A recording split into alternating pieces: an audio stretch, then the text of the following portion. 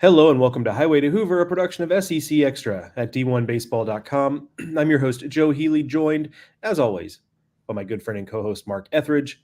We're here to do a couple things. One is just catch you up on where we are in the bracket in the College World Series. We've not done a podcast since things got underway last Friday, so we're going to do that. We're also going to give you a little bit of a watch-along experience. Texas A&M and Florida going on as we sit here and record and go live. So if you're watching this is live. So, feel free to drop some comments, questions in there. We'll get to some of them tonight if you've got them. But also that leads me to a disclaimer that if you are listening to this as a podcast, we're going to do the catch up part first. So that'll still be relevant to you. Probably about the second half of it is going to be kind of just some light banter as we kind of watch along with A&M in Florida. So that probably won't be as relevant to you as a audio only experience. So feel free I'll let you know when we're getting there. Feel free to drop off or do whatever. But for the people who are watching live, obviously that will hopefully be additive to your watching experience tonight. So let me pull up, Mark. They're going to get a peek behind the curtain here. I forgot to pull up my ad read. So first off, Mark, while I do that, give me some top line thoughts on what we've seen so far in Omaha. Well, I mean, Florida, a team that we had all this hope for in preseason. I saw them play Texas A&M in Gainesville and thought, oh man, these teams are going to play in Omaha. And then about a month later, I'm thinking these teams are not going to play in Omaha. One of them probably will, but not the other one. And boy, did they figured it out. And if they throw strikes, they have a chance to play with A&M, although Liam Peterson decided not to today and really had a rough outing. So it's been a great run for them. And then you look at what A&M's doing shorthanded, playing with a couple of guys that are limping through and playing anyway. And then you got some guys that are out completely. Just a great job. And what about, Justin Lampkin just coming out and dealing for the second game in a row. And then when you talk about Tennessee, man, they were so close to losing that first game. I mean, they were, an iffy call, depending on your perspective. Maybe they should have lost that game, but they didn't. They fought back and they won it. And boy, are they on a heater now. I mean, they look like the team to beat. And they look like the team to beat after winning that game, much less, now that they've won a couple more. So, I would say that, the SEC is guaranteed, and we are on an SEC podcast here. The SEC is guaranteed for another national title. So, that's, are we at the point now where that's not the headline anymore? Because it took me a while to get there. So maybe it is. Maybe that's just sort of, it's not to say it's expected is probably too blasé, but you're certainly not surprised that this is going to happen again. Yeah, I think that's well put. We'll get back to some of that in just a second, but I did finally pull up the ad read. So this episode of Highway to Hoover and every episode of Highway to Hoover is brought to you by PitchLogic, the system used by players, coaches, scouts, and instructors at all levels of play from youth leagues to the big leagues. The easy-to-use and affordable technology makes the platform accessible to every player at every level. All the metrics and features used at the highest level. See pitchlogic.com for more information. Yeah, I mean, I think one of the more impressive parts of that for me is it's not just that we're guaranteed another SEC national champion. I think it's perhaps even more impressive that if A&M wins this game tonight or tomorrow, we're going to have another new SEC champion. Yeah. That'll be what, 5 or 6 new champions in the last 6, however many, in this it run. Just shows the depth, right? It's a lot of conferences have 1 or 2 good teams, maybe 3 or 4, but I mean, the way that this league is cycling through great programs, it just shows the depth and the commitment. And, and also if you're one of these teams that are not one of the ones to win it in the last few years, it certainly gives you hope, right? If you're Alabama or Auburn or South Carolina or Georgia or, name your team. Yeah, I mean, certainly, why can't you do this? If Tennessee, who was bottom of the conference, until Tony got there, now they're one of the best programs in the country. If they can do it, why can't these other teams? And I think that's, that's a message that emboldens me if I'm a fan of one of those programs. Yeah, and that would be unique about this one in that, for the most part, the national champions we've gotten in the SEC of late. I mean, take it, you have schools like LSU. I mean, they won in 2009. It's not like it was that long ago, but Mississippi State gets their first, Ole Miss gets theirs first, but those had been programs that had been on the cusp for a long time. Right. And so it felt like only a matter of time. Whereas with A&M in Tennessee, I mean, they're a little bit of nouveau riche in terms of being at the top of the game.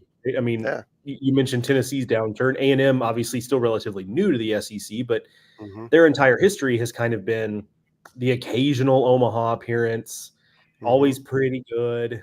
It's just now that they've kind of found this new level. So to your point, if you're an SEC program that hasn't been here in a while or what have you, now, I mean, you look at that as like we're not that different than these teams, right? So I do think that is something there.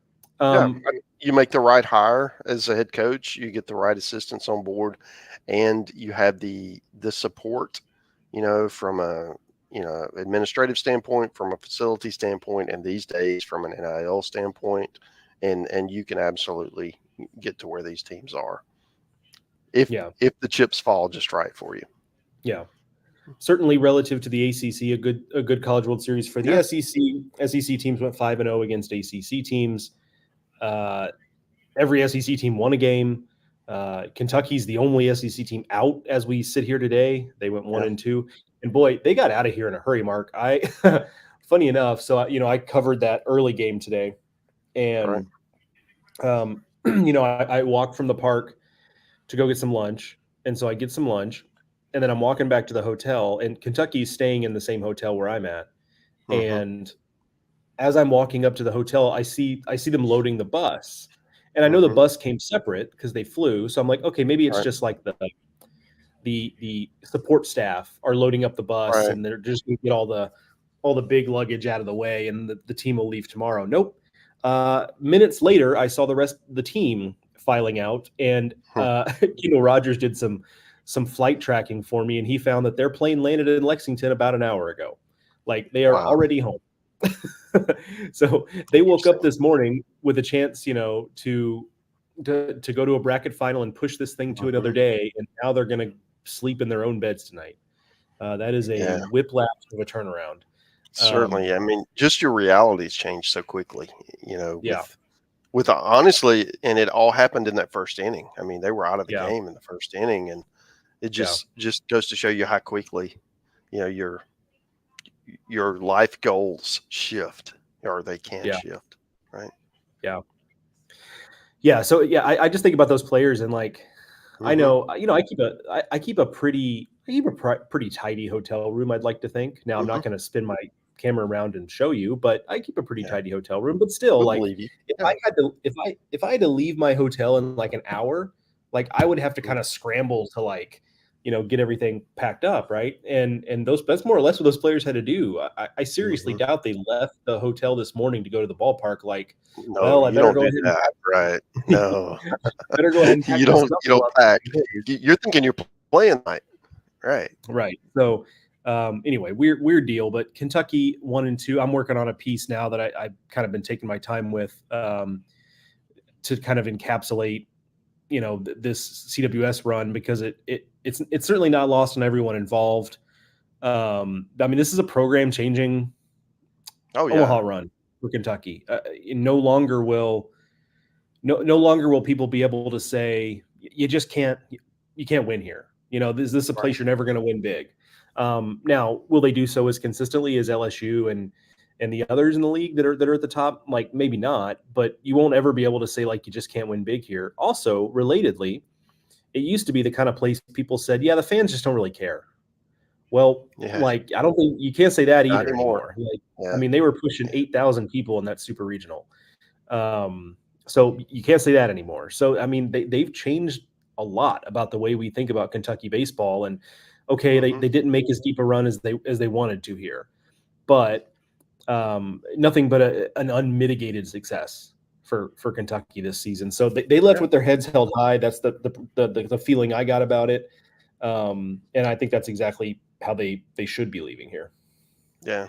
And if you're Nick Mingione, you have a proof of concept now. You know that your way of doing things, regardless of, because a lot of us, and I'll put myself in that category, have wondered if they could compete at the upper echelons, right? We thought they'd be solid, right? They're like last year's team was a good team. They hosted a regional, made it to won a regional and went to the supers. But does it have staying power? And boy, did they, I love that term. It's a proof of concept that what we're doing is going to work if we continue to stay the course. And he's an Omaha coach now. There's a lot of great coaches that never made it this far. So, for whatever reason. So I do think that, if you're Kentucky, you're feeling really good. You're going to go back out and you're going to hit the portal again and you're going to bring in some older players. And now, that you're going to do the things that you do well and find players that fit, because now they know what to expect and players are going to be drawn. If they're good at this type of game, they're going to be drawn to it. And I think this is only the kind of the tip of the spear for Kentucky. I mean, they can go on and do some great things now that they have the blueprint. And it's really cool. Now the hard thing is continuing it year after year, as we saw LSU wins the whole thing and didn't have the year they wanted this year. So it's hard, but I do think, considering where the program was just a few years ago, we were, because they were perennial bubble teams, Kentucky was, and now that's way in the rearview mirror. I mean, they're a long way from there. Yeah, it'll be interesting to see what this offseason and ensuing off seasons hold for Kentucky, because with doing what they've done, you have to imagine they're going to have access to a level of player they didn't 2 or 3 years ago. Great point. And how do you? It's a good problem to have as a coaching staff. However, it is a challenge in that you're still trying to find players that fit what you're doing while also trying to bring in a progressively more talented player. Mm-hmm. Right. And so that is something to watch for. I mean, they've already hit the portal pretty hard. Like, I've been updating doing posts updating the portal, and Kentucky's always got a handful of guys I'm writing up. So they're already getting after it. But they've got a lot of turnover this offseason. We'll talk about that in the offseason, I'm sure. But so I'm fascinated to see, what does the 2025 roster look like, and does it start to look a little different, not in terms of what they're doing, but in terms of, now they're bringing in, I could see a scenario where, now they're bringing in guys that when they arrive at Kentucky, right? Yeah, right, that are going to be real dudes. This year was, to your point, this year was a step above physically or athletically than what last year was. And if you can continue to stair step that and still continue your culture and your aggressive approach at the plate, I mean, I think those are all positives, right? You have better players doing the things that you were doing with with less talented guys. I mean, that seems like a pretty good approach to me, if they all can buy in. Yeah, and there's some great examples that you can use as a coaching staff to sell. I mean, Ryan Waldschmidt, by all accounts, is going to be a first-round pick next month. Yeah. And that's a dude who came in as a transfer from a smaller school and spent, frankly, the first year and change in Lexington pretty nicked up. And really got to go in the second half, and look at him now, right? So you could sell that to a high level player. It's not just, it's not just a bunch of scrappy players that we're going to develop into stars, right? There's some real guys here, and that's what you sell as a coaching staff. Yep. Let's talk Tennessee, Mark. Tennessee in the driver's seat of this whole deal now. They beat Florida State, what was it, 7-2 earlier today, and really wasn't that close. I mean, it felt like it was.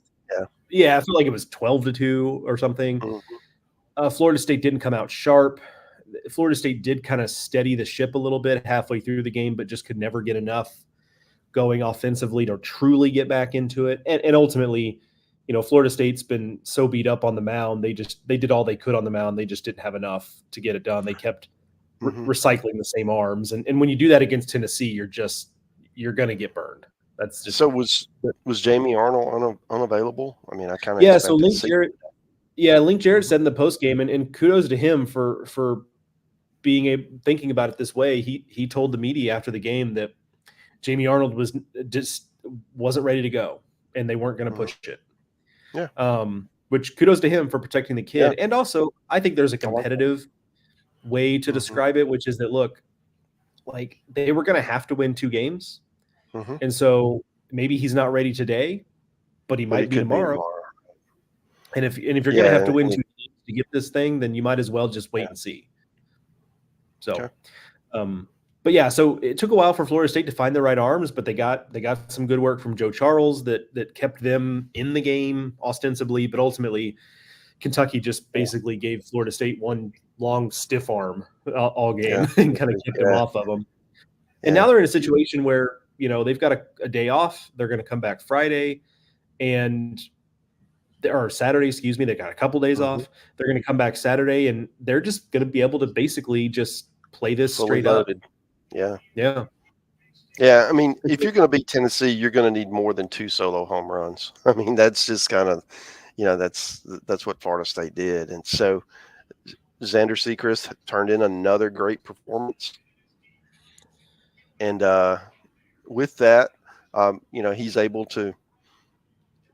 I'm watching A&M get a double. Mark and I both distracted by a run scored for A&M. Yeah. But I mean, if he continues to pitch the way he is, then you can see what a weapon, because he's their third guy, right? So I do think that they'll come out with Stamos and Causey again for game 1 and have Beam loaded up for game 2, and if there's a game 3, I would think Sechrist will be ready to come back, and that's that's going to give them advantage over either of these teams that they face. Yeah, it's going to be the advantage. I don't think can be overstated, because no matter who they face here, right? So if A&M wins it, they're going to be able to use Prager at some point over the weekend. Maybe it's not game 1, but it might be game 2, right? So there's that, but he would be on short rest, right? Because A&M saved him for the second game, and that didn't come until, was that Tuesday? The day's really right. No, that can't be right. Saturday, Friday, no, Monday. They played Saturday and Monday. So it'd been Monday. So he's not going to be totally fully rested. So there's that. But sorry, just distracted by the TV again. That's going to be a battle. And some guys are able to come back, right, and feel 100%, in 5 days or 4 days, and others are not. And a lot of times you don't know until they come out and warm up. So how they feel that given day. And the advantage for Tennessee only increases if Florida wins this game, right? Because Florida's in a spot where, okay, you used Peterson again today, and it didn't go great. So even if you can use Peterson, how comfortable do you feel with that? I'm of the opinion we've seen the last Jack Caglione mound appearance of his career. The velo's down. He's just, by all accounts, not an injury thing, just fatigue and maybe some other factors, but not an injury thing. So if you're Florida, you're really going to have to be getting some performances from some guys you didn't anticipate playing as big a role as they're going to have to play to beat Tennessee. So, it's even if they win tonight, what are they going to do tomorrow? I think that's an equally interesting thing. Is it Ryan Slater and Luke McNeely and those cats that are, good pitchers, but they haven't been used yet. And they've had opportunities to use them. So it's an interesting dilemma, but if Florida doesn't score, then none of that's going to matter, because A&M's going to keep putting up zeros. Yeah. So everything for Tennessee feels like it's, especially after that. Look, they had whatever it was, 5 or 6 really ugly innings to start the first Florida State game on the first night of the on the first night of the tournament. But then after that, they've really just been rolling. Like it's been kind of a classic Tennessee performances the last couple of times out, and it's created this kind of air of almost inevitability. Now that's not the case, right? I mean, you still got to play the games. Florida and A&M are both capable, but Tennessee has looked like the team that we kind of thought they long have been this season, and we kind of thought they would be going into this postseason. They're getting they're right on schedule pitching wise, like we talked about. Sechrist, you mentioned he was great today. Absolutely was. He's been quite a bit better against SEC teams than I thought he would be. I mean, that's somebody who I underestimated early this season, and he's done a really, really nice job for them. And really, I mean, Tony said, we're not here without Xander Sechrist, and he's absolutely right. They've needed him. So can't really undervalue that. And there, of course, the offense is, we saw what Christian Moore did in the first game. That actually brings me to a question we had in here, Mark. Yeah. And I don't have a great answer, but I'm putting it out there because maybe someone in the comments, or Mark, maybe you have an answer. But what postseason performance comes to mind that's comparable to SEMO's game one? And I'm sure there is an answer. I'm just not great at, my memory's not great about individual performances. There's so many games. I mean, it's hard to hone in on one. Remember, and I don't remember the year, but there was a year Arizona State and Jeff Larish, and he had 3 home runs in a Nebraska, went over Nebraska. I was there for that one. I remember it, and and it seemed like they were all in crucial moments. It was just kind of one of those class. Obviously, if you remember it this many years later, it was a big deal. But yeah, there's not many. Yeah. Yeah. I remember that vividly. I remember where I was watching that game. I believe so. I was playing on so it was 2005. I was playing in some summer ball tournament that weekend. And I remember coming home and the game was on. And I also seem to remember Jeff Larish, at least a couple of those home runs, maybe all 3 were to dead center. Yeah. Just back in Rosenblatt and into those multicolored seats. I mean, it was just it was quite the moment. Yeah, I can still see most of those multicolored seats were filled with Nebraska fans, right? Because where the game was played, so it went really quiet. Yeah, those Nebraska games when they were in Omaha in 01 and 05 were legendarily raucous games. Yeah. I can still see Larish just swing in my mind's eye. It was like a real quick, whip, and he didn't turn his wrists over. It was just straight up and down like that, and just incredible performance. But yeah, that was June 22nd, 2005. I pulled up a story on it. ASU over Nebraska 8-7, and Jeff Larish hit 3 home runs, and then a walk-off hit. I think it's a walk. It doesn't say who the home team was, but a game-winning hit by J.J. Safera for Arizona State, who was like a light-hitting outfielder, I think. I vividly remember that game. I also apparently, sorry, I'm distracted because this article has a lot of stuff in here. Here's a paragraph. Safera got a chance to redeem himself in the 11th after Zachary Zenicola, who you may remember, Mark, he had the really aggressive eye black, all the way down his face.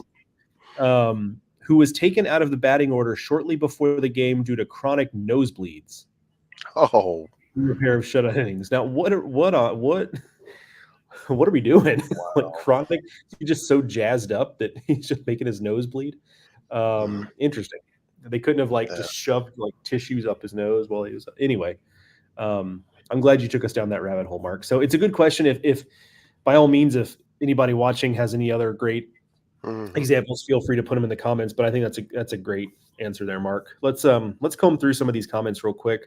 We got one early that asked, "Is this live?" Yes, it is. So again, questions are welcome. Scott Hankoski on Facebook mentions that Schloss is a great coach, and this is why A&M is in Omaha. And I could agree more. Guy knows what he's doing. Also, a lot of praise for Max Weiner here in Omaha. Nick Mingione mentioned that he thinks it might be the best individual coaching job in the country this year. And it's hard to, Maybe there's another answer out there, but it's hard to argue that one. Yeah, I mean, it's he or Will Coggin, the hitting coach at Georgia. I mean, those are Right. just two transformational jobs that Yeah. those two units have made. Will Coggin, by the way, big part of that turnaround at Georgia this year, also recruited a lot of the transfers last year at Kentucky. Yeah. So like his fingerprints all over the top of the SEC this year. Yeah. Um, Good call. yeah. Talk about a guy who seems to know what he's doing. So Jordan mentions on YouTube, Lampkin is definitely proving me wrong. And yeah, there were a lot of folks that, like, as I'm looking now, he's at 66 pitches and he's throwing in the bottom of the fifth. Didn't see that coming. Now, that being In said, his second start. right. Yeah. Yeah. And Cortez is throwing. I have to wonder, Robertson is batting. I have to wonder if this is his last batter. Although Lampkin has kind of carved Kaggs a little bit. Now, Kaggs got the hit the last at bat where he, kind of just at the last second chopped a ball into left field. But for the most part, Lampkin's done a good job with Kaggs. I mean, so maybe honestly, the way he's swinging it, you keep him in the ballpark, it's a win. Oh, for sure. For sure. So, Lampkin's done a nice enough job. Like, you wonder if they stick left on him. Especially with nobody on base. Yeah. But Cortez is warming, and I imagine he will be in the game sooner rather than later. I mean, A&M there's really no reason for A&M to mess around in this game, not just because of the importance of it, but also because you win this game, you get 2 days off, so you can just start the bullpen over again on Saturday. Right. So I expect we'll see Cortez and Aschenbeck both, unless this game just gets and you don't burn either, so that you use them each for 30 pitches or so, and then they're available tomorrow if you need them. But best case, everybody's got 2 days off for them, right? So yeah. Well, they're leaving Lampkin in. Oh, first pitch, ground ball to the right side. How about that? Is Kaggs going to beat it though? No. Well, that's about as good as you can draw it up. You get absolutely. Kaggs to roll over on one pitch. Yeah, just dribbler. Yeah. So Lampkin's through 5, and now you can bring Cortez in. I don't know. I might try to push it a little bit here. I mean, you're up 3-0. But again, the counterpoint. So I agree with you. Like, I don't necessarily totally disagree with you, but I guess I would say that you only need 4 more innings, and that's more than like Cortez and Aschenbeck are more than capable of giving you that. Right. And there is a little bit of a risk of getting greedy. And I guess, to kind of counter my own argument, you might be able to bring Lampkin back if you need him Monday. Right. If it comes to it on Monday, go ahead and pull him now, because, I mean, while Tennessee's playing great, I would think A&M has to at least. I expect we're going to have baseball Monday. I don't think either is going to sweep the other one. So we'll see. Yeah. We had 3 last year, and we got a great opening game, and then 2 awful. Just dogs. Or bad. 2 of the worst baseball games the entire season. Games 2 and 3 last year. Yeah, after the absolute classic with LSU and Wake, that was just hang it in a museum. It was so great, and then the finals just did not live up to it. Yeah, game 1 of the finals was good. I think it was. Yeah, it was. It was a 1-run game. Yeah. Some other comments here. It says they may just pass up Stamos Saturday night and run straight with Causey. No need to spot A&M a run or 2. That's fair. Stamos. It feels like, I'd have to go back and look at this, but it feels like some of the shine has come off of that piggyback arrangement. It feels like Stamos has been less successful of late. But it was such a quick hook last time. It was. And some of that was defense. Okay. Right. Some of it was not his fault. And some of it was. But he had 1 out. Is that, if I'm remembering that correctly? Yeah, got 1 out. Yeah. It was, so I think if you've done it all, done it for the biggest part of the year, you stick with what you've done. Unless there's a reason not to, and I don't know that we're there yet. You just have a quick hook, just like everybody else does. Once you get to this point in the season. Yeah, he So threw. we had He, Jake Clemente, which this is a guy I think is going to be really good for Florida. I mean, he's got a big arm. I mean, he's going to be mid-90s. I mean, it's there for him to develop into one of those. Because Florida, they've got a lot of those freshman pitchers you would expect, assuming all of them stay and all of them stay healthy and all those caveats you need to mention.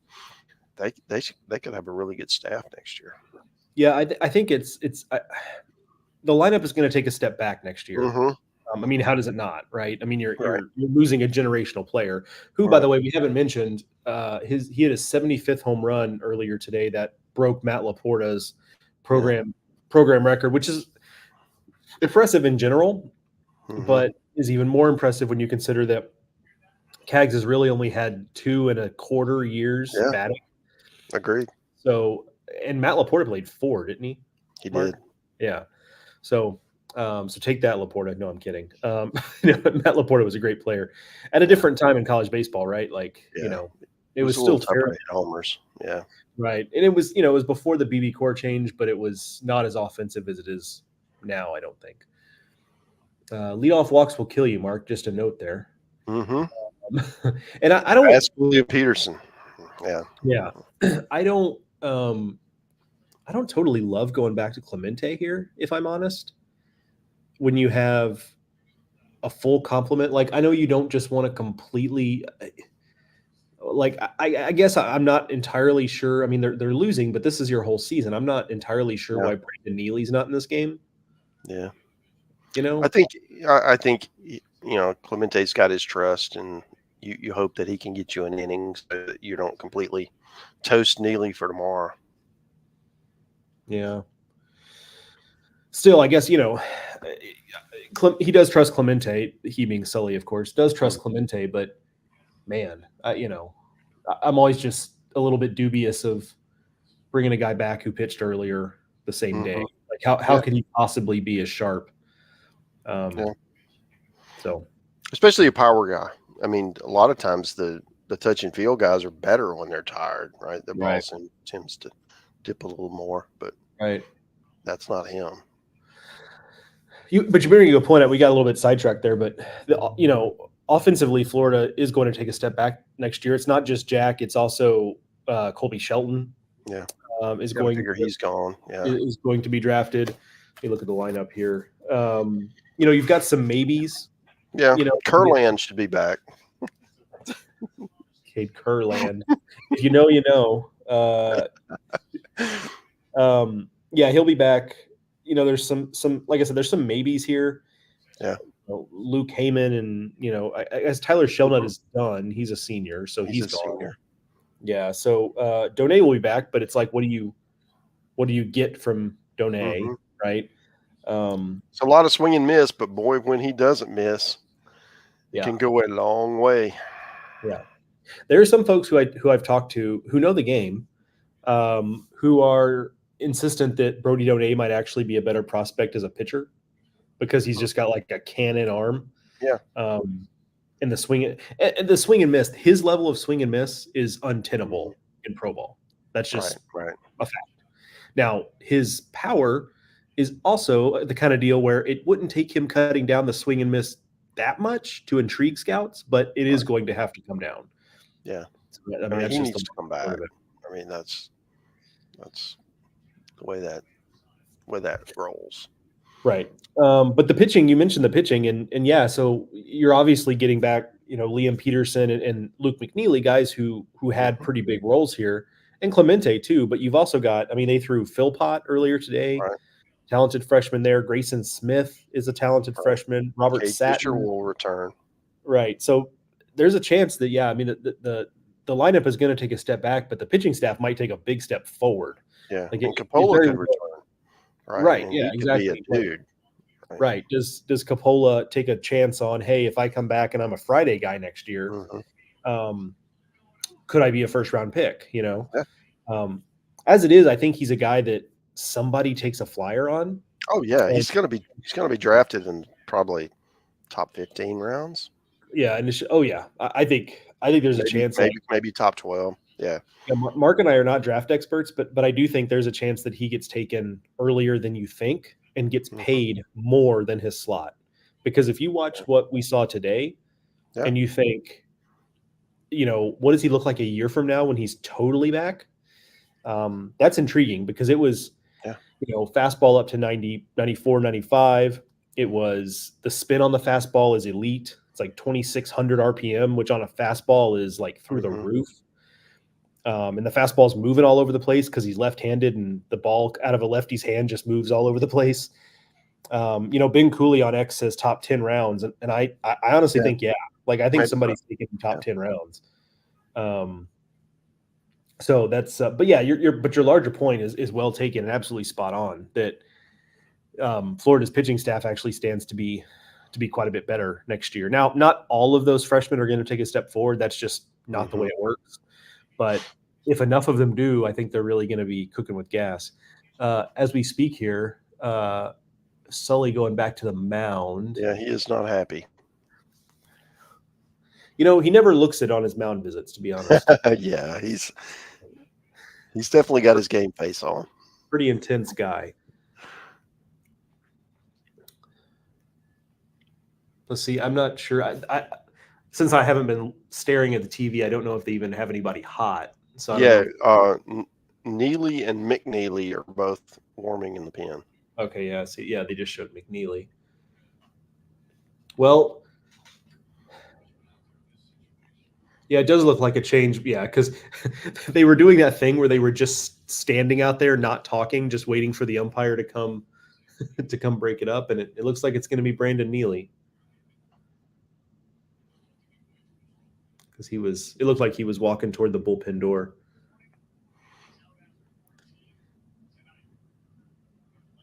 Yeah. Oh, a great sunset shot from the Mark, have you ever walked across the Bob Carey pedestrian bridge? Yeah, back when I used to go every year, that was in my running days. So I had me a running route that went through there. So it was great. And the only thing was I live in Mobile, Alabama, so the humidity this time of year is like 1,000%. And then you go to Omaha and it's hot, but it's not so humid. Right.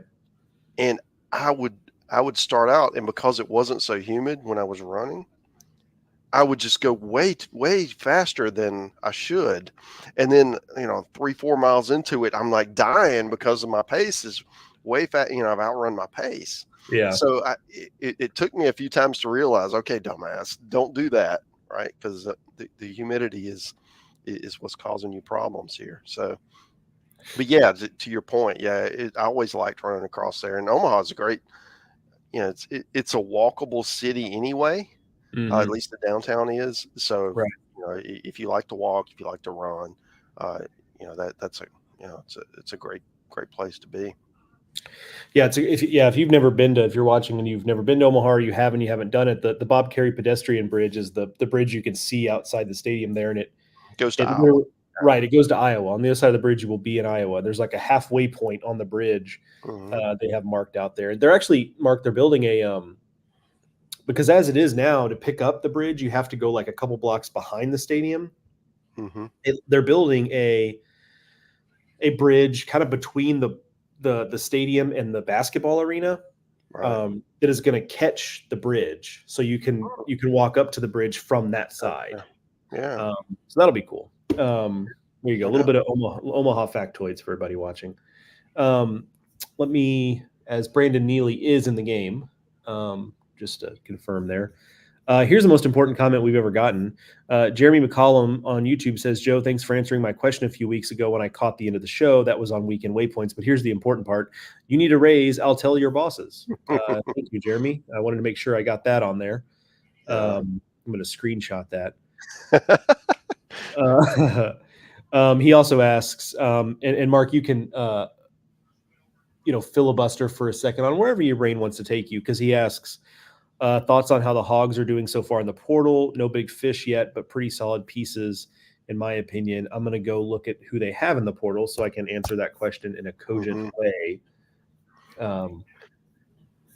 Yeah, I mean, certainly position-wise, they're reloading kind of like they did last year. So there will definitely be some additions positionally.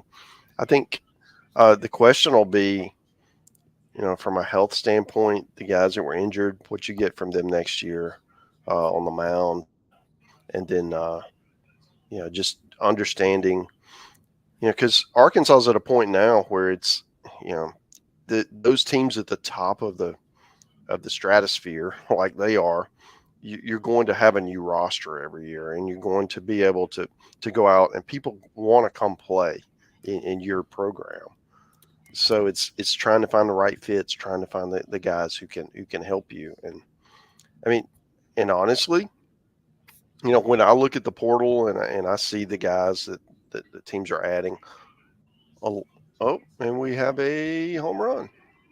2-run shot there for Caden Sorrell, is it? Waiting for the TV to show me. Yep, Caden Sorrell. Yep. How about that? Off Neely. Yeah, that's. I mean, even if Neely's not fatigued, it's just there's been so much. He's been used so much lately. There's just a lot of really current tape on him. Right. And there's no secrets within the SEC. Oh no. Right. That's got to be demoralizing if you're Florida, though. Like you go to your guy, Bring you in. Yeah. Like the last thing you expect to happen there. I looked up Arkansas's portal pieces. So the guy who interests me the most is Charles Davalon from Florida Gulf Coast. Kind of a versatile guy defensively. Like he can probably play just about every position on the field. Played mostly second base and right field at Gulf Coast. He's got some pop. He's also like a high end. So he just finished his freshman year, but he's 2025 eligible. So Arkansas, if things go well, will probably only have him for a year because he's thought of as a real prospect. He's a high end prospect for the draft in 2025. So obviously Arkansas, you're rooting for that, but you do stand to lose him there. Also took on Vahiva Aloy's brother, Kuhio Aloy, who is, and he's more of a corner infielder, right? Yeah, he's more. He was twitchy athlete, kind of middle infield guy. His brother is more physical, Right. or traditional pop. So we'll have to see how that translates, because typically with transfers, if you can really hit, like that's what tends to transfer. The power can be kind of a hit or miss. I mean, speaking of Arkansas, look at Jack Wagner this year from Tarleton.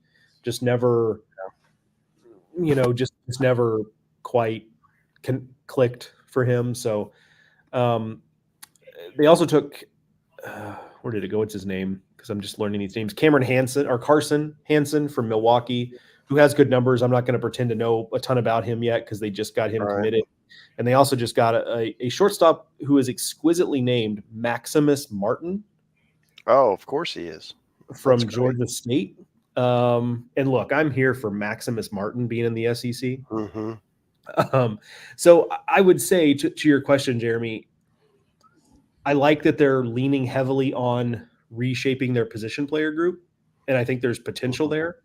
But it's no secret that the offense is just going to have to be better next year. Like, and I don't think that's. Oh, wow, nice play. Michael Robertson just might have saved Florida's bacon there. Yeah, sure did. That ball was hit hard too. Yeah. Neely's not missing bats. No, he's not fooling anybody.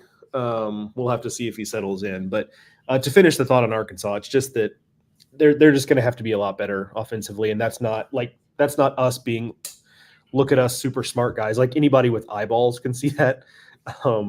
But so I do like that. It's a good start, but when you look at some of these other transfer classes, you just wonder how does it stack up. And furthermore, Mark, I know you're not quite as locked in on it, but I'm sure you've noticed that there's not a Tommy White in the portal. There's not a Billy Amick. There's not a Braden Montgomery. There's not, choose your guy. Yeah. Agreed. Like there have been very few big fish. Now that might change. I mean, summer ball just now started, wink, wink. And so much of the kind of the I don't know what you want to call it. Volatility. Yeah, and the backstage negotiations tend to happen in summer ball. Yeah. So maybe that changes, but by this time last year and the year before, like we had real dudes in the portal, and that's just not what we've seen. So maybe there just won't be that many game changers in the portal this year. We'll obviously have to see. Yeah. Let's let me make sure we're caught up here on comments. We've got them coming in. I appreciate you guys for joining us. And if you are just joining us, like this is going to be super loose. Mark and I will be here probably another 15, 20 minutes. We're kind of just casually watching A&M Florida and going through some of your comments. So there's not going to be as much, not going to be as rigid a format as we usually have here. So one thing I can talk about, I had a chat with Paul Maneri today. Oh, that is a good call. You might have heard of him. He's former Notre Dame, Air Force, and he spent some time at LSU, didn't he?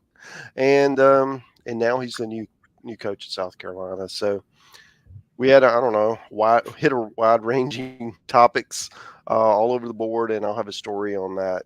We'll probably drop it Friday. So I do think that with what he's going to try to do at South Carolina is going to be similar to what he tried to build. It's leadership, it's organizational structure, it's those kinds of things that that he excels at, and he's going to try to do that in Columbia. So I'll look for that coming up in the next couple of days, and I do think that I asked him, you're 66, you're going to be 67.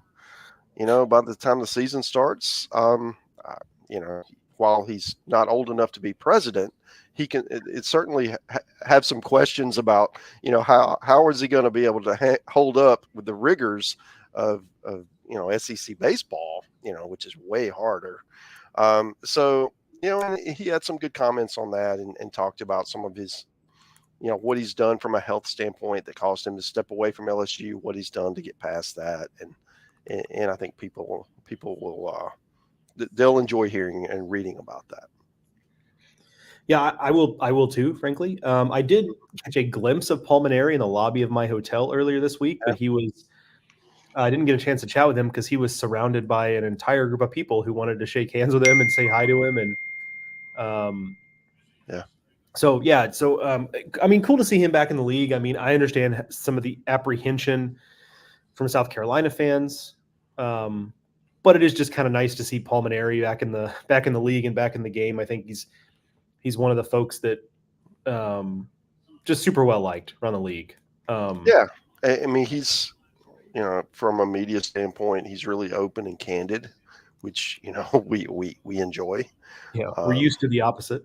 Yeah, so we're able to enjoy that, and I do think that with being able to keep Monty Lee on staff, that's a big get for him. And then with Terry Rooney, who was involved with the LSU program kind of behind the scenes, so you've got somebody who understands how this whole NIL thing works, and with a portal and building rosters and all that.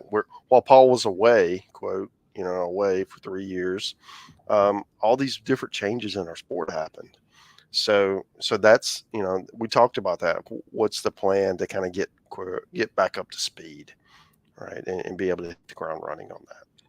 Yeah, it's amazing to me that it really hasn't been that long since Paul's been in. So much has changed, though, hasn't it? And yeah, it's like it's the absolute worst 3 years to have been out of the game.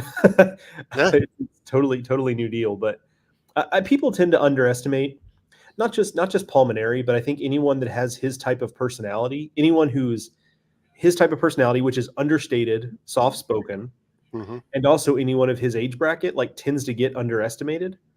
And sometimes, like, I think rightfully so, but oftentimes I think we do just tend to like cast people aside, and I wouldn't be shocked if he's a lot more successful than people think. Now, is it also possible they just never quite get up to speed? Like, yeah, of course. I could see either way, but the idea that it's just never going to work seems kind of silly to me. Yeah. We'll have something on that Friday morning, so be sure to check that out. We got so Cortez is in the game here as we as we look at it, bottom 6, but Florida's got two guys on. They're going to the bullpen again. Like Cortez pitched to 2 batters. Yeah. And Deep pitches.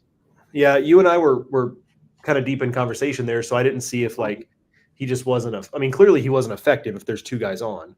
But Yeah, let me check like, was it 8 straight balls? He walked. Yeah, he threw 8 straight balls.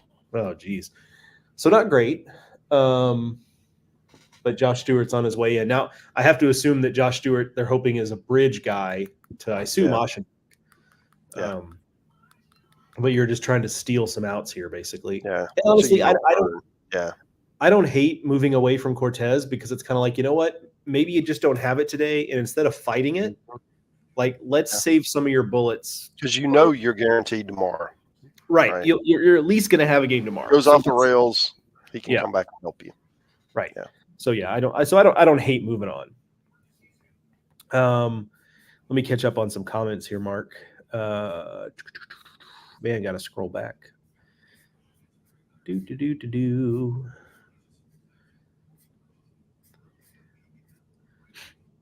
mentioned this a little bit earlier, but on YouTube, thoughts on Pierce Capola? Think he can be a weekend regular for the Gators next year? Give your thoughts, Mark. I'll scroll through comments here and make sure. I mean, if he returns, if the draft leaves him alone, then I think he's going to be a big part of Florida's plans next year. I mean, he and Peterson, who you expect will be better in his sophomore year, throw more strikes.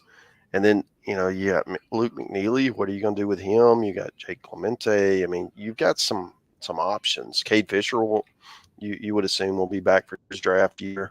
I mean, and Florida's always got guys, waiting in the wings, the next one to come in and help. So, yeah, I like his upside.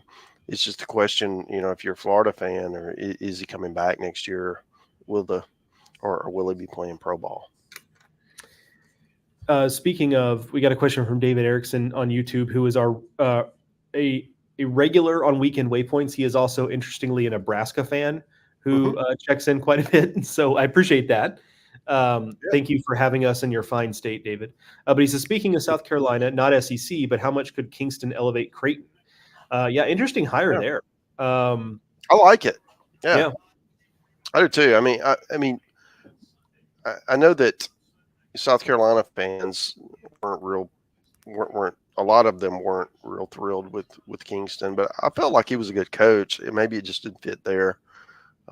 SEC's tough, man. So just because you don't light it up in the SEC, and he did have some success. They went to a super regional last season.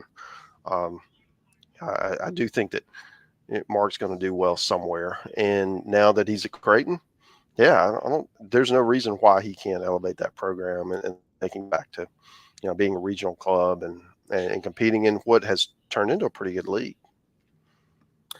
Yeah, the Big East is, and I've always said that I think there's some potential with the Big East because they're a little bit different than your average mid-major conference in baseball, in that they don't have football money, but they have basketball money.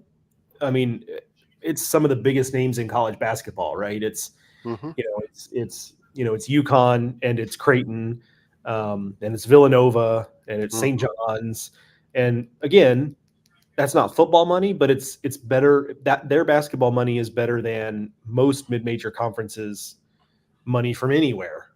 So they do have some advantages that are a little bit more hidden maybe, but you obviously look, Creighton gets a lot of people know what Creighton is, not just because of basketball, but also because it's Omaha. Like, their logo is on the wall at Charles Schwab Field. And so they do have some advantages in that conference. And look at what Kingston did at Illinois State and South Florida. He's going to be coaching in a league in this version of the Big East that is very similar to the Missouri Valley when he was coaching at Illinois State, and he had a lot of success there. And if you go back and look at his last couple of rosters, a couple of big outs for Josh Stewart there. If you go back and look at his rosters at South Florida at the end of his run there, I mean, there's big leaguers on those rosters. So I wouldn't be shocked if he Creighton's made one regional in the last, I think, 12 years, which is kind of surprising to me. It felt more regular than that to me. But so it wouldn't surprise me if he's got Creighton as a, every other year, every third year kind of deal, which in a league like that, unless you're UConn, is kind of the best you can hope for, it feels like. Yeah, you take that. Yeah. We got another question. This is a little more off the beaten path here, but I'll allow it. Anybody who's willing to ask a question here, we'll at least entertain it. They talk about USF hiring Mitch Hannes. And this Kurt Cohn on Facebook says, as an East Carolina fan, I'm glad to see someone take a hire very, very seriously. I think it'll make the conference more competitive. Couldn't agree more. Yeah, I mean, it just shows that, like, I don't know what they're paying Mitch Hannes. I mean, I'm sure that's available because they're a public school, but it's more about, instead of just hiring another big out for Josh Stewart, gets out of the jam. He looked great, didn't he? Yeah, no kidding. 5-0 A&M going to the 7th. But it signals that South Florida could have easily just gone and hired another mid-major coach in the state, or an assistant at Florida State or Florida, and maybe those guys would have worked out, right? We don't know. But the fact that they went out of state to a totally different part of the country and just said, we just want a good coach. Yeah. And we've seen what he's done at Indiana State. Like, you can't argue with results. Yeah. So yeah, I love it for USF. Like, I if think you can win at Indiana State, you can certainly win in Tampa. Absolutely. Okay? I mean, you can fall out of your house and find three prospects. So I mean, he's going to have dudes. So it's just a question of, how long is it going to take? And in this world, we've seen, I mean, it's a etch a sketch roster every year. You start over. And you're not at the deficit that you used to be. You have to come in and build things through recruiting. And no, it's not like that anymore, guys. You come in and you lay your foundation. You get some sort of proof of concept where people understand, hey, I'm going to go here and this is what they're about. And see, he's already bringing that with him with what he did at Indiana State. So, yeah, I love the hire. If I'm a South Florida guy, or if I'm if I'm in the American, you're excited probably, but maybe a little bit kind of apprehensive because you don't want them to beat you. But that league certainly needs another power. It needs someone to challenge ECU, and all indications are that I mean, this is as good a candidate as any. Yeah. You need in that league, you're looking for the tide to rise some boats a little bit. Yeah, I like it. Yeah. All right, let's. This kind of goes out saying, but I think it's a good jumping off point here. But W.C. Carey, not to be confused with a former Jazz W.C. Handy. What Vitello has built at Tennessee is pretty phenomenal, right? Suffice it to say, and the evolution of the program is impressive, and he's alluded to this a little bit here in Omaha, that there was a maturation process. And look, I think he would tell you that. A couple of years ago, they got so much heat as a program, and I think he'd tell you he was part of the problem. He still does flip his lid every once in a while, but he's dialed it way back. And as far as his players go, like, all of that, like, extracurricular stuff has stopped. Like, they're not nearly as, they're one of the lesser chippy teams. They just blend in with everyone else now, right? I mean, they're just kind of. And I do think that, when they were so good so fast, and I think and they had all those, we'll just call them interesting characters on that team, and I think it kind of got away from them a little bit, but they were winning, and you don't want to mess with that. So it kind of fed and more and more and more, and the next thing you know, it's kind of. They were the quote villains. I remember writing a story about them being the villains, and while that's fun for a little while, that shit gets old. So you don't want to be drawing attention for the wrong things. And boy, now, I mean, this is a great story. What they've been able to do and elevate the program in every way to where it is. I mean, expanding the stadium. I mean, that atmosphere is as good as any around right now, and it's only going to improve, with all these facility upgrades that are coming. So you got to be fired up.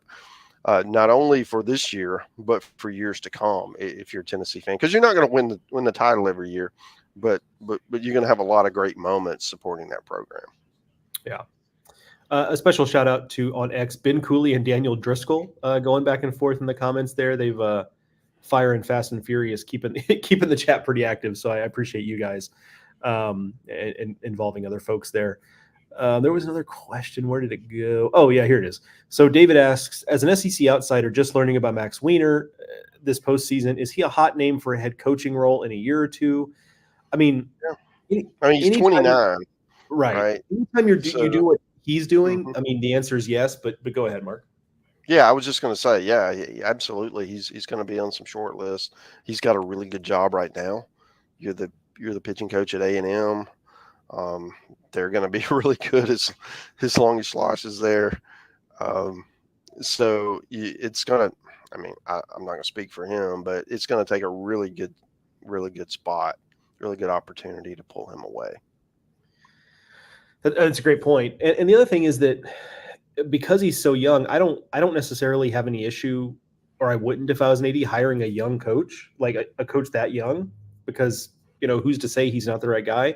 But I would wonder, he's been so pitching focused, and a lot of his background is in in pro ball, like a minor league pitching coordinator. And so he's spent a lot of his professional career like hyper focused on just developing pitchers. And so how ready would he be? And he can get there, right? A couple of years is a long time in the college game. But I wouldn't be surprised if right now he's not ready from a administrative, logistical. It's a different skill. It's just a different skill. Exactly. Yeah. So, I mean, he might be the best pitching coach in the country, but that doesn't necessarily make you a good head coach, right? So, but I would think he'll get there, but don't be surprised if he's someone who, it takes a little time. There's a term I use in the business world. It's time in the seat. Mm-hmm. And sometimes you can be the most talented person in the world, but until you kind of sat there a little bit and you understand what's going on and all the things that are moving around you, sometimes it's difficult to get there, regardless of your skill set. You just need a little time to, just kind of adjust. And I think that's where we're seeing that with him. And as, 2-3 years from now, maybe it's not that long, but I would assume, his first year in college baseball this year, a couple of years from now, he's going to have opportunities to go do something else, because people are going to look and see what he's doing. Right. And if that continues and you stack a year like he had this year with next year, and it gets tougher, right? Once you do it one time, it's great, but then people expect it and expectations change. So that's what makes it challenging. But if you can stack years like that, yeah, he's going to have plenty of opportunities. This is a question that's going to be tough to answer right now, but we'll go ahead and at least just kind of toss it around. It says, how do you think Ole Miss will fare next year with Bianco giving up the pitching responsibilities? Again, we don't really know the full roster yet, but go ahead, Mark, with just your super off the cuff thoughts on that. Well, certainly it's going to be a big adjustment for Mike, because he's been doing things his way for a long time, and now he's what does he give up and what does he keep, and where's that line, right? So that's going to be interesting to see how they work that out, and that that's things that can change during the season as well. So it's going to be one of the bigger storylines that we follow, really during the fall and leading into the season, is what does that look like? And to your point, Joe, a lot of it's going to depend on what the roster looks like, because you can be the best pitching coach in the world if you don't have the right dudes. It's probably not going to matter a lot. So that's a big part of that role, is to be able to bring in the players who want to play for you. And there's opportunities there, certainly. And Ole Miss is a great place to play. Who wouldn't want to go play, in that atmosphere? So I do think there's some allure to bring in some difference makers. Joel Mangrum, the name of their new pitching coach, and I can't help but look at some of the similarities between him and Max Weiner, just to kind of bring it back to that. Is now he's a little bit older and he has more college experience than Max Weiner had, but has spent the last 6 years with the Cleveland Guardians, 4 of them as a minor league pitching coordinator. That's kind of the same background that Max Weiner had. So, and I think that's an interesting hire from the standpoint of, I think it's potentially a really smart hire on Bianco's part because it sounds like Joel Mangrum is going to be a guy who's going to be really nitty gritty pitching detail wise, and that still allows Bianco to kind of be a big picture guy, Yeah. right? You have And best of so both worlds. Yeah. yeah, so that's Correct. interesting for me that Yeah. they're going to serve because Bianco's still going to have some say in the pitching, I presume. I mean, you don't do that for as long as he Yeah. has, but it's potentially two different skill sets, two different focuses, and that can be, I think, could be effective there. One of the things that's interesting to me about Ole Miss, and this could be something, this could be nothing, is they've yet to take anyone in the portal. Now, one of the possibilities is that they have what you call like a silent commitment, which is a guy who's maybe he's draft eligible and he's like, look, I'm going to commit to you, but I want to see what happens in the draft first, and I don't want my commitment to you to kind of spook scouts that maybe I'm not, all in on the draft. So a lot of times we do see some commitments after draft day or draft weekend, and then sometimes you'll also see that coaches just kind of have them hold off stuff until like all of the season is over.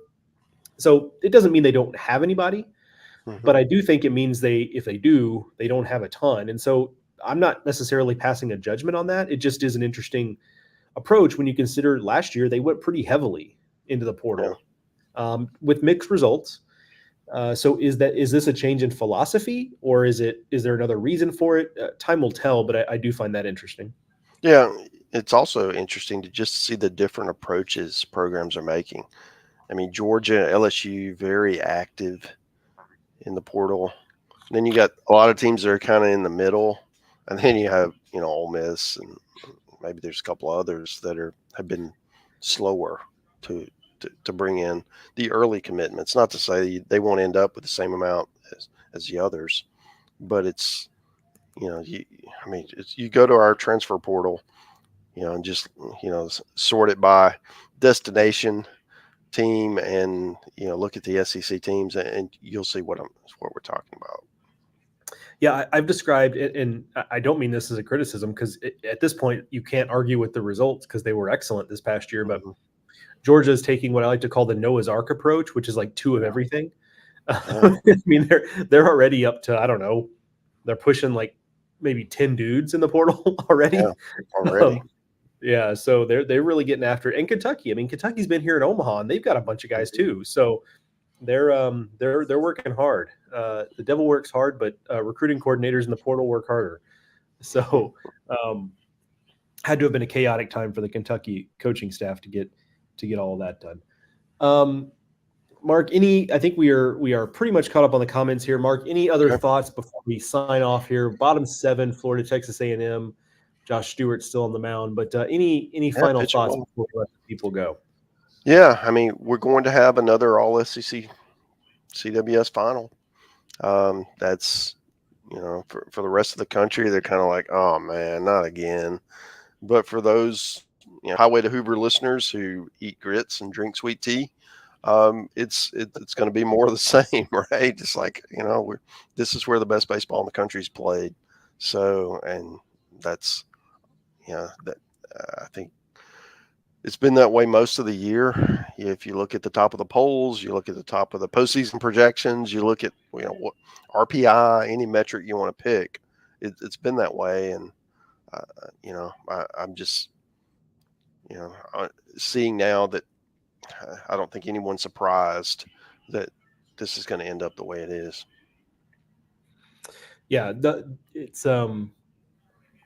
I don't think anybody could be surprised at this point. I would also urge, and I feel like our listeners and our followers, Mark, are this sounds like I'm making a joke, and I'm not actually. I mean this seriously. I think our listeners and the folks who follow our work at D1 Baseball are pretty informed baseball fans for the most part. Yeah. But don't be a doofus on Twitter that pounds your chest about how, like, by comparison, the ACC sucks. Like, those teams were good too. Like, the SEC teams were just better. Let me say this. I mean, the ACC was the number 2 conference all year. They proved it all year, and they have shrank that margin between 1 and 2. I mean, it's smaller, and then the Big 12's hanging around at number 3, and in a different year, they've got somebody here. I think the interesting part of this new realignment is who's going to be 4 and 5 and 6. Is the Big 10 going to elevate with the Western teams? Is the Sun Belt, with a lot of teams that are a lot of programs really interested in baseball, are they going to be able to elevate, or is it someone else who's going to emerge? So that while there's a lot of negatives with all this realignment, that part will be pretty fun to follow, just to see how all this stuff shakes out. Yeah, totally agree. But it's a good call on your part. I the ACC had a really, really good year. And, oh yeah, absolutely. I mean, it doesn't look great when your teams go 0-5 against the SEC, but some of that's baseball. Like NC State lost 2 one-run games. Okay, Yeah. like all right. Regardless. All right, that is going to do it for this edition of Highway to Hoover, a production of SEC Extra at d1baseball.com, as A&M gets out of another inning and it's 5-0 after 7. If you're listening to this on the podcast, you already know the result, and that update was meaningless to you. Right. But this has been an episode of Highway to Hoover, a production of SEC Extra at d1baseball.com. Thanks to Pitch Logic for sponsoring this and every episode of Highway to Hoover. Thank you to Mark, as always, for joining me. We will be back after the CWS. By the time next time we talk to you on Highway to Hoover, we will have a national champion. It will be another SEC national champion. It will be Tennessee, Texas A&M, or maybe Florida. That would be the most surprising of them all, given where they are right this second. But who knows? A lot of baseball to still be played. But we will come back middle of next week with a national champion to discuss. So thank you all for listening. We'll talk to you all soon.